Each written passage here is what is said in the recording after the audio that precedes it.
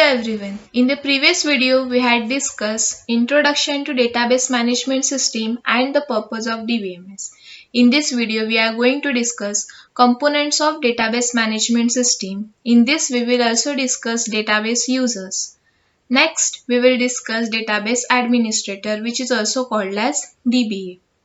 As I said, that DBMS is a software used to manage the database. So the components of database management system are users, software, hardware, and the data. So these are the interrelated terms which are used in DBMS. Everything is communicating on these components. If user want to communicate with data, it will communicate with the help of hardware and the software. So first we see what are the users here. DBMS is used by various users for various purposes. There are four different types of database system users. First is end users. So, end users are those users who interact with the system by invoking one of the application program that have been written previously. The example of end user is the user of ATM, that is automatic teller machine. Next is online users. Online users are those users who may communicate with the database directly through online terminal or indirectly using the user interface and the application program. Next is application programmers. Application programmers are database users who are responsible for developing application program which are utilized by end user and the online user. Application programs such as C, COBOL, Fortran, etc. Next is database administrator, which is also called as DBA.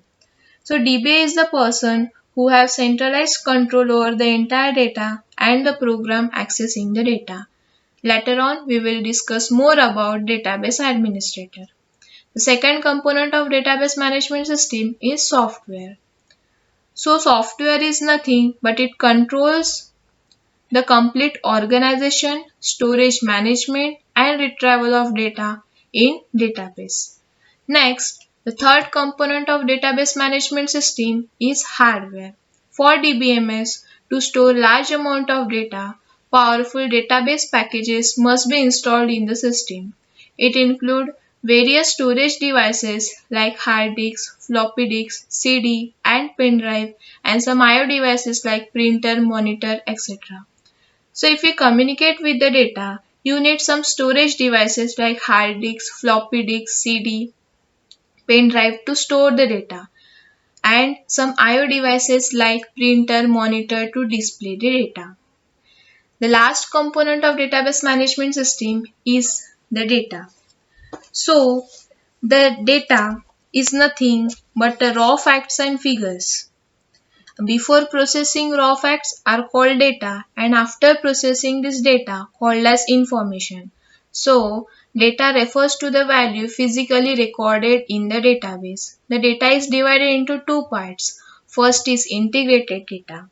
Integrated data is the data which is integrated from the different databases into the single database. Such data is called as integrated data. By using this integrated data, data redundancy between the data files is totally eliminated. Also, inconsistency can be avoided using this integrated data. Next is shared data.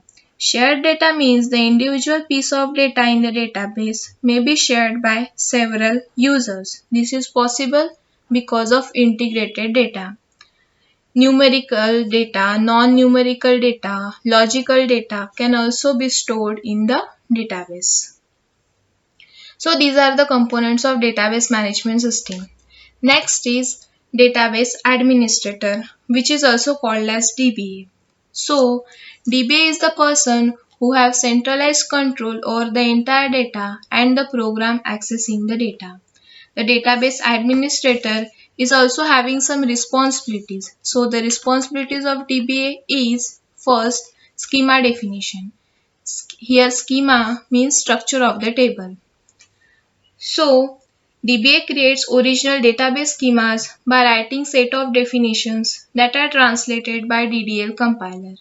Next is storage structure and access method definition. DBA creates appropriate storage structure and access method by writing method of definitions. Next is granting authorization for data access. DBA allows different users to access different part of the database by granting authorization over the database called as privileges. DBA can also revoke the privileges from the user at any time. Next is integrated constraint specification.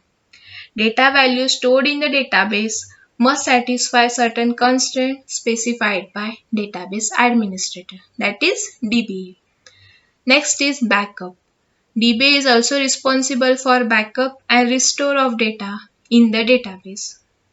So these are the responsibilities of DBA, that is database administrator. Thank you.